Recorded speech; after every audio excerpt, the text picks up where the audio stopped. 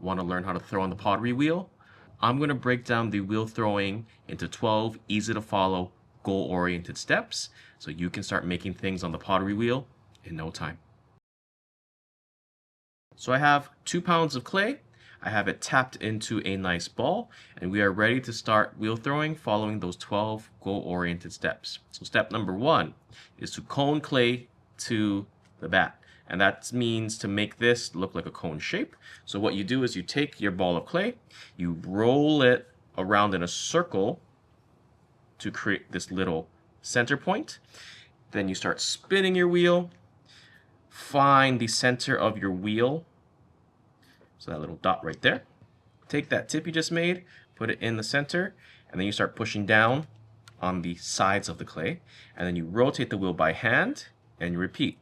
Push down, rotate, push down, rotate. And you keep repeating this until your ball of clay starts looking like a cone. So as you push, you can push and then rotate by hand, and then push and rotate. And if you keep doing it and you're going fast, you'll be able to get this into a cone shape. And the goal is to get this outermost edge almost flush or touching the board, because step number 2 is we're going to seal this directly to the wheel head. Now, before we start moving on to step number 2, I want to talk about hand placement and then body ergonomics. So when we talk about hand placement on the pottery wheel, we normally talk about it in terms of a clock. So we have our midnight or 12 o'clock, 3 o'clock, 6 o'clock, and 9 o'clock. Those are the main times that we usually put our hands in. When we center the clay, our hands are usually at 7:30 by pushing the clay and 2:30 by pulling the clay. But those are the basic hand positions.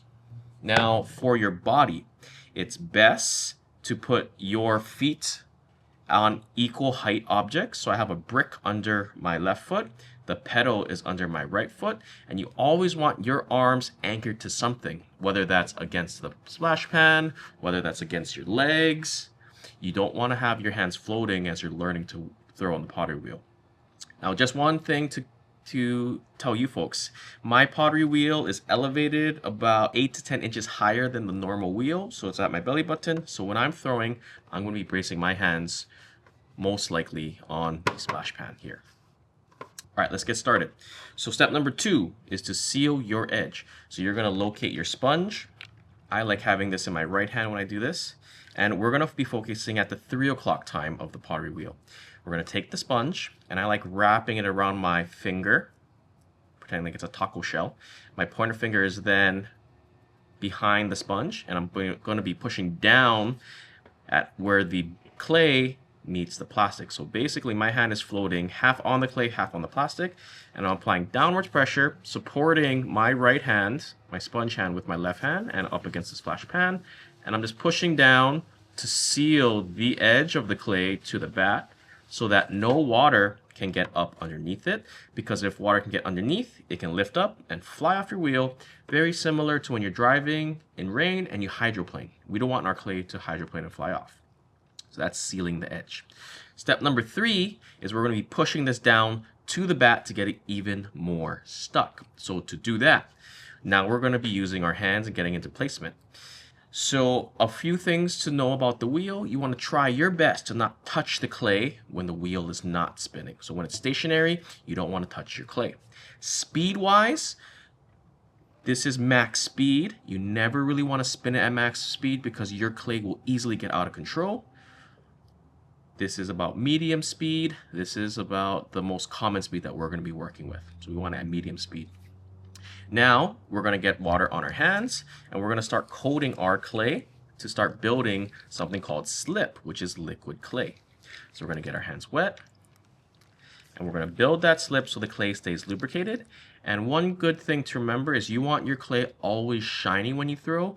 That means it's nice and lubricated. The moment you start feeling it get sticky, or the sheen or the shine is getting less, add a little water with your hands, or grab your sponge and just squeeze a little bit. We don't want to use too much water too fast. All right, so to push it down, 2 ways to do it. You either make a C with your left hand and a flat palm with your right over the top, and then you push down with your right hand, and then it opens up and mirrors your left. Or you flip it, where you make a C with your right hand, push down with your left, and then open it up. And the goal is to basically push it down and get it back into this point shape. Now, the only reason why I'm touching the clay in this step is just to show you my hand placement. Okay, so I'm left-handed. I like pushing down with my left.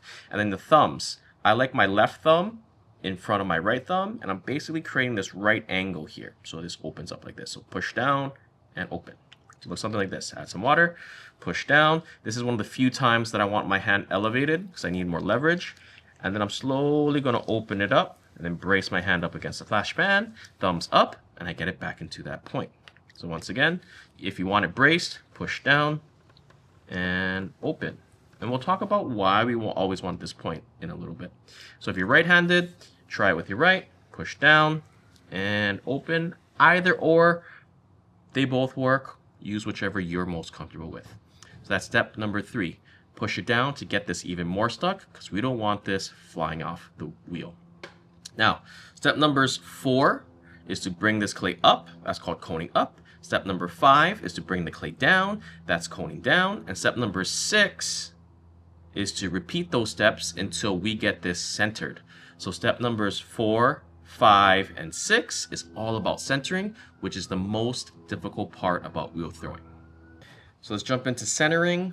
So the first step is coning up, and there are so many ways to cone up, and the way that I like doing it is I'm going to be placing my left hand naturally where it falls, and that's usually around the 7:30 mark. My right hand is going to be on the opposite side of that mark. So imagine we have two lines pushing together, intersecting, but they're diagonally across. So not straight, but diagonal. So the way this works, my left hand, I'm using the heel of my left hand, and I'm leaning my body weight into my left to push it away from me at this diagonal. And then my right hand is pulling the clay towards me so that the base gets narrower and the clay has nowhere to go but up, and my hands will slowly drift up. So it looks something like this. So I spin the wheel, add some water, let my left hand fall naturally, my right hand on the opposite side. So imagine if I'm shooting a laser out of the heel of my left hand and my right hand with the sponge is catching it. I'm applying pressure at the bottom here, getting that really compressed. Once I feel that compressed and I'm making this little undercut here, I'm going to start sliding both my hand and the sponge upwards towards the top of the center of the piece, and then my left hand slowly drapes over the top and I release. Now as you do that, you may create a spiral, and that's totally natural because our goal for coning up and down is to move the wobbles up to the top and then bring it back down.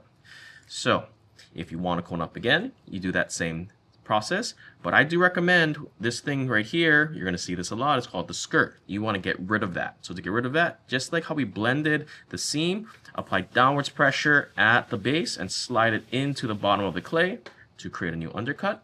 And that undercut is a perfect groove for my pinky to sit in. So now we're going to go ahead and cone up one more time.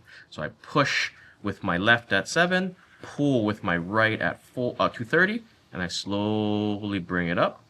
And my goal is to get all those wobbles to the top, so then I can cup my left palm over it, let it sit for a little bit, and release. Now you may be wondering, why is it still wobbly? Well, that's because I still need to cone it down. So after I cone up and down a few times, this wobble should be less and less until I get a perfectly centered mound of clay. So to cone down, many ways to cone down. The way I teach it is slightly different than the way I do it myself, but the easiest way that I've learned to teach beginners is something called the karate chop. So the way the karate chop works, our left hand is still pushing forward at the same natural spot where we coned up. The only difference is instead of pulling the clay with our right hand, we're now diagonally pushing it across the clay right here at 430.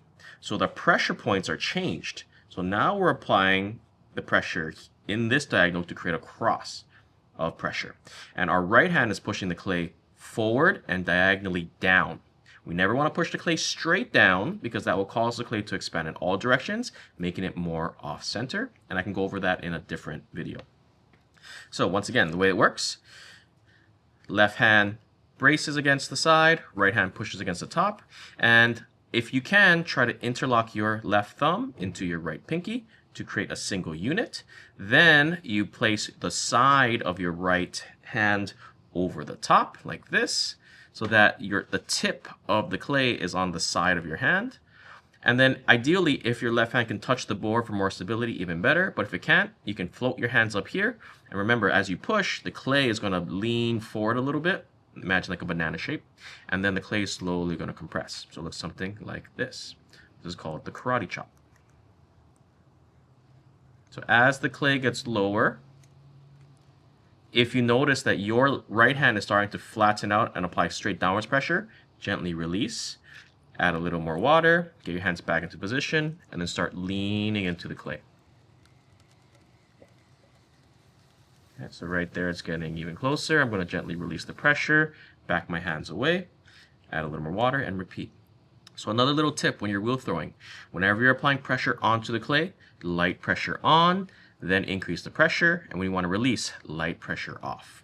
And we'll talk about that in a little more in depth later. So let's go ahead and do that other cone down once again. This time I can brace up against the side and squeeze with my left pinky. My right hand's going to keep pushing forward until this little nub here is more or less flat. So I push. And then right there, I'm going to really compress my hands to the center. And I gently release. And then my clay is more or less centered. Now there's a slight wobble. So if that happens, you cone up and down again until you have your clay perfectly centered. All right, so now the camera is slightly positioned to my 2 o'clock. So this is midnight right here. And this is a better angle to see the cone up and down in action. So once again, the way that the cone up and down works. Left hand falls naturally here. It pushes away from me. My right hand is on the opposite side to then pull towards me. And the clay is going to compress at the bottom. We're going to rise up to the top. And my left hand then cups over. Okay, so that's something like this. So push with my left, pull with my right, and then both hands rise, and then my left hand then cups over the top and meets the sponge, and then I release. All right, so that's coning up. Now, as you throw and center, you're going to notice the skirt always develops, and the reason why we want to remove this skirt as soon as it does show up is because when we start to cone up or cone down or push on the sides of the clay, this will act as a ramp, and so that our hands will naturally ride up it, and we're applying pressure higher up than the very bottom, and this most likely will elongate and get longer and longer. So whenever you can, push that away and get a nice straight vertical wall on the outside. So we push down and we slide our hands into the clay to get that nice vertical edge. Okay, so now for the cone down or the karate chop. Once again, left hand braces naturally where it falls, right hand with the pinky interlocking our thumb, and now we're going to be pushing forward so the clay compresses with our hands applying pressure at 7 and 4:30. And then one variation of it, put the sponge in your right hand. So as you're doing the cone down and you're applying pressure, you can squeeze this to then let water drip onto your piece so you don't have to stop and release. Okay, let's go ahead. Lean my body weight into my hands. My right hand's doing most of the work. And as it gets lower, my left hand's starting to engage now, squeezing the base with my left fingers so I get a nice vertical wall and a nice centered piece. So there we go. We have completed the most difficult steps about learning how to wheel throw. Centering, steps 4, 5, and 6. All right, so now we're gonna go ahead and we are going to dig into the clay to make our depth, and then we're gonna open it up. So to dig our well, the first thing we want to do, there's a little mound here. We want to push that down and away. So we take our sponge, hold it between our hands like an awkward bunny or awkward T-Rex, and you're applying downwards pressure in the very center, and then you're sliding it either to the left or the right. And so what this does is it creates a little flat section so that we have more or less a flat spot to dig our well. And it's much easier to dig if you have it flat versus pointy. So once it's flat, the way I like digging my well and teaching how to dig your well is using your thumbs. Your left thumb on your right or your right thumb on your left, it doesn't matter. But whichever thumb is on top, that's the one that's going to be applying downwards pressure. And you're going to basically find the center with your bottom thumb, in this case my right. I'm going to apply downwards pressure to create a little pilot hole. Then I'm going to add a little moisture with slip or water, and I'm going to keep digging until I get my depth of 1/2 inch of clay at the bottom. So spin our wheel, hands on the plastic bat, and then dig our little pilot hole first. And when you do this, you want to make sure that your thumbs are not moving side to side, because if it is, that means it's off center. So release, reflatten that with the sponge, and try again. And one thing, there are so many different ways to dig your well, and I can make other videos on how to do that in the future. So anyway, dig, and when you dig, you may notice that your thumbs are very upright like this, and you're digging a very narrow, very deep well. So if you want to go for width and depth at the same time, what you can do, instead of using your thumb tips to dig, turn your thumbs sideways, so you're using the sides of your thumbs so that both of your thumb sides are digging, and then the tips of your thumbs are in the middle, and then you're just applying pressure like that. And I feel like that's a little easier on your wrists, because when you go like this, your wrists are more bent. Your wrists are more straight, and you're using your thumbs sideways to dig, and it's a little easier on your joints. All right, so as we dig, you always want your well lubricated. You always want water in your well when you're starting. So take a little water, put a little in so that this stays nice and wet, so that you don't end up taking clay out. And when we dig, we want the clay to be 1/2 an inch thick at the bottom. So every so often you want to stop. You want to take your sponge, take the water out of the well, and you want to check for depth. So to do that, you grab your needle, you stop your wheel, take your needle, stab it into the center, then you take either hand, left or right, I'm left-handed, you wrap your hand around the needle, put your finger up against the bottom where the base meets the side of the needle, and then you pull. And the distance from the tip of your needle to the tip of your finger is how thick your clay is. In this case, 1/2 an inch, so we're good to go. So once you get your depth, we're ready to move on to the next step, which is step number 8, open your well. So our goal right now is we want to open this up so that our inside basically looks like this, where we have a nice flat bottom, and we ideally want to get this nice 90-degree angle set. So to do that, many ways to open. The way I like teaching it for beginners is you're using your thumbs, putting it on the inside at midnight or 12 o'clock, pointer fingers outside at midnight. So very similar to how we dug our well, but this time instead of holding from the side, we shift our pointer fingers this way, and we move our thumbs to our pointer fingers. And that will push the clay from here towards midnight, so we get a nice vertical wall and a vertical wall. That's what our goal is, to get 2 vertical walls.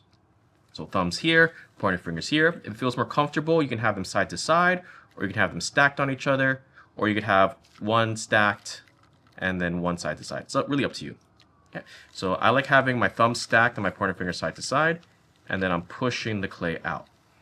So one thing to remember as you're pushing the clay, you don't want the clay to go deeper. You're just trying to flatten this out to expand it outwards. And when you stop is when this inside vertical wall is parallel to this outside. Just go ahead and continue. So moving my thumbs. And as you do this, you want the clay to be hydrated. You want to be bracing, because if you squeeze too hard or the clay gets dry, your hands are going to twist with the rotation of the wheel, and you're going to gouge the clay. You're going to get this big indent. So add some water and then continue moving. Okay, and take a break every once in a while. And then once that vertical wall and that vertical wall is parallel, I'm going to stop. And then now I want to make sure this is completely flat from wall to wall. So the easiest way to do that, you either use your left hand or your right hand. I'll do my right hand because most of you are right-handed. You apply downwards pressure with your thumb or your pointer finger, doesn't matter. And then you just pull the clay towards you. So you curl your middle finger or curl your fingers towards you to then flatten the floor. Or if you want to use your left hand, apply downwards pressure and then you move it outwards towards 3 o'clock. Either or, whichever feels more comfortable. If you want to move your right hand towards 3, that works, but it's a little harder because you get this wall stuck. You get this wall blocking you. All right, so that was open your well, number 8. Number 9 is setting your inside corner. So like I said, when we throw, we want a nice flat floor. We want a nice 90-degree angle where that floor meets the wall, so we can squeeze the clay and pull it up for the next step. So to set that inside corner, just like how we flattened it, you use your left hand to apply downwards pressure in that corner at 3 o'clock, or your right hand to pull the clay towards you at 6 o'clock. Either or, you want to set that inside corner. You want to make sure it's nice and flat. So sliding those fingers across the clay. Normally you want water in here, but I'm keeping it dry so you can see. And if you create a little undercut here where it's wider than the clay wall, that's even better for the next step, which is how to pull your walls up. So before we start pulling the clay up, I want to talk about your inside shape. So this is the most common shape that you guys get when you are beginning. You have your depth, but then when you go outwards towards the clay wall, it increases in height. You don't have an inside corner. So the next step where we squeeze the clay here to make it rise up, there's nothing to really grip on because it's a ramp. So we end up squeezing higher up and we trap all this clay at the bottom.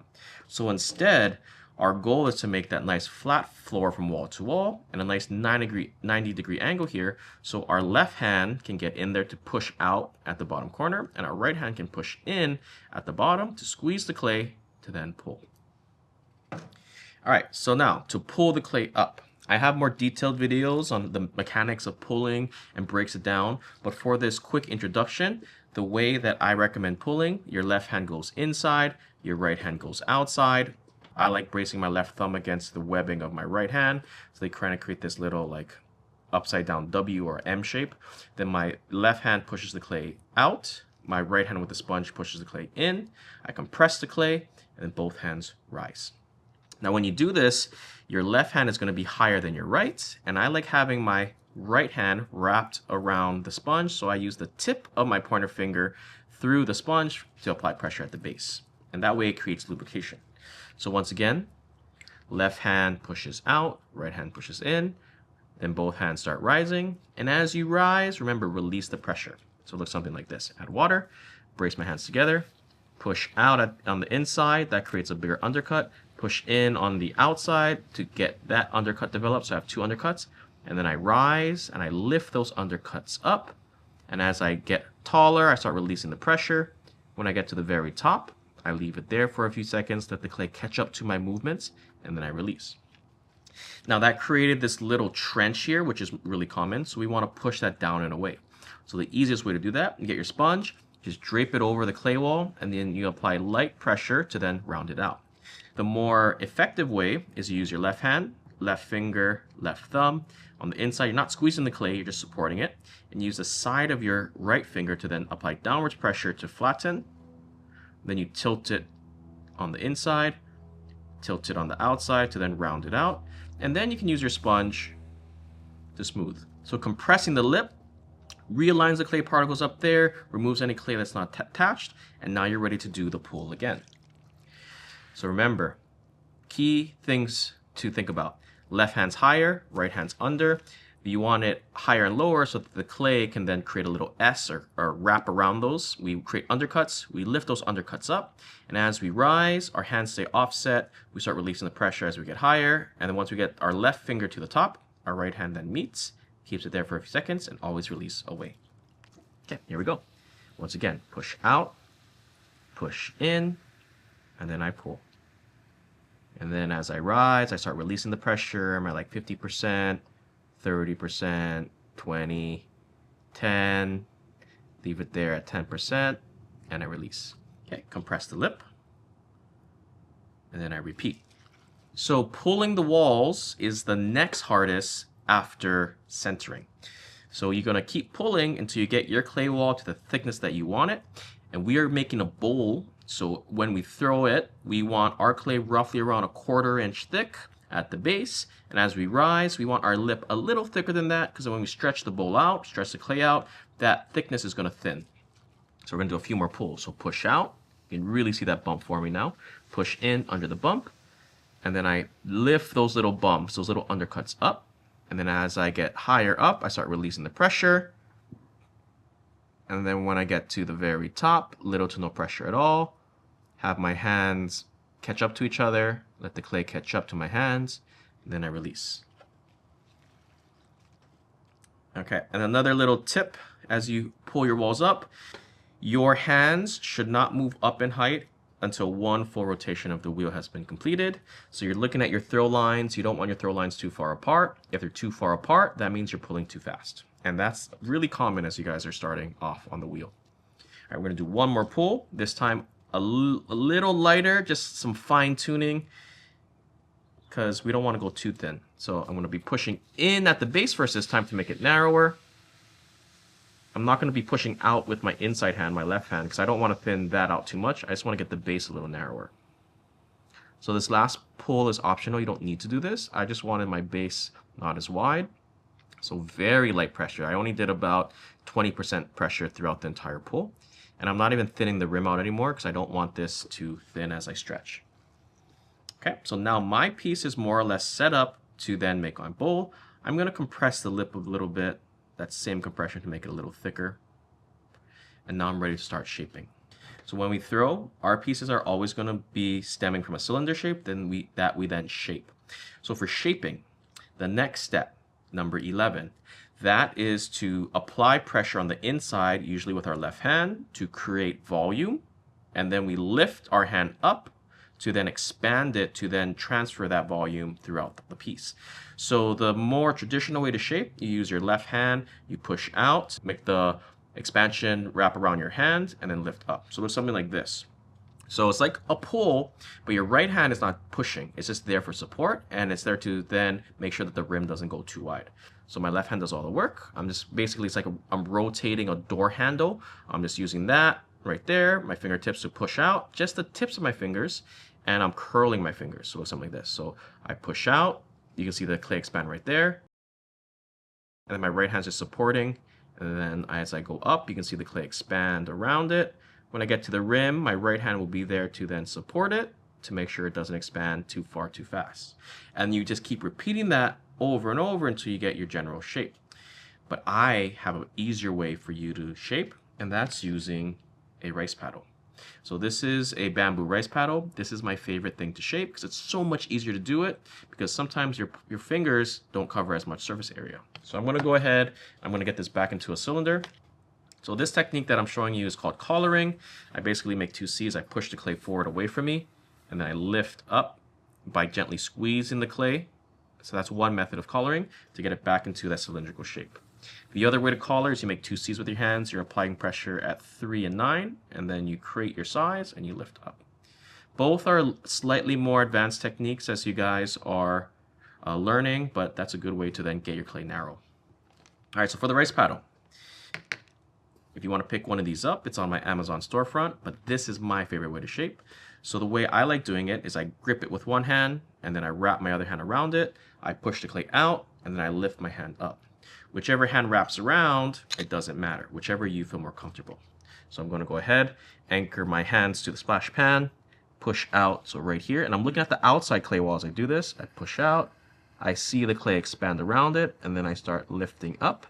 When I get my hands and the rice paddle to the rim, I leave it there for a few seconds, and then I release. Okay, and then I repeat. Push out, let the clay expand around the rice paddle, and I slowly lift up.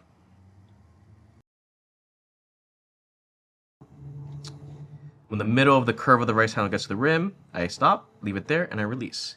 And as you get used to shaping with the rice paddle, you then can hold it with your left hand, and your right hand is there for support.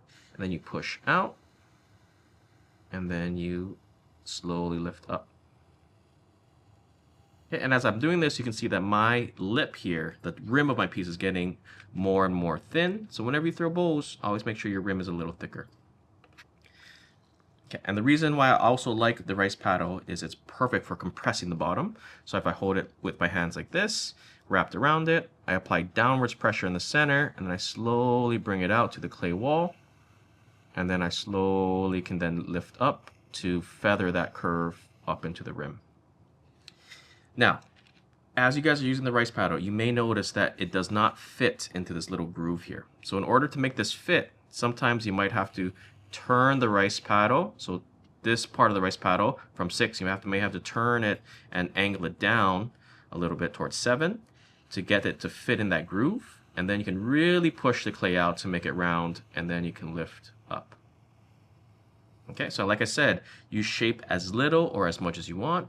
You just want to make sure that this curve doesn't go beyond a like 45-degree angle, or it may come collapsing down. So I'm going to apply a little more pressure out here, really expand that curve, because I like nice full round bottoms. So my right hand here is to support, and I'm slowly lifting the rice paddle up, and then getting it more vertical there, and then I release.